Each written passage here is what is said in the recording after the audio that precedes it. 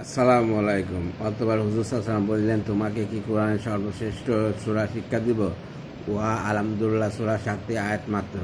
উহাতে কোরআনের আজিম ও সাহাবে মাসানি। কোনো কোনো সুফিদের মতে যা কিছু পূর্ববর্তী আসমানি কিতাব সময় ছিল, উহার সব কিছু কোরআন শরীফে আসিয়াছে। আবার যা কিছু পুরা কোরআনে আছে, উহা সূরা ফাতিহার মধ্যে রহিয়াছে। যা সূরা ফাতিহার মধ্যে আছে, উহা বিসমিল্লাহর বের মধ্যে নিহিত আছে। সুফিয়াগণ বের ব্যাখ্যা করিয়াছেন যে, উহার অর্থ হইল মিলিয়া দেওয়া, বা সমস্ত আসমানি কিতাবের উদ্দেশ্য হইল বান্দাকে আল্লাহর সহিত মিলিয়া দেওয়া। কেউ আরও বর্ধিত করিয়া বলিয়াছিলেন, বের মধ্যে যা কিছু আছে, উহা নিচের বিন্দু নক্তার মধ্যে রহিয়াছে।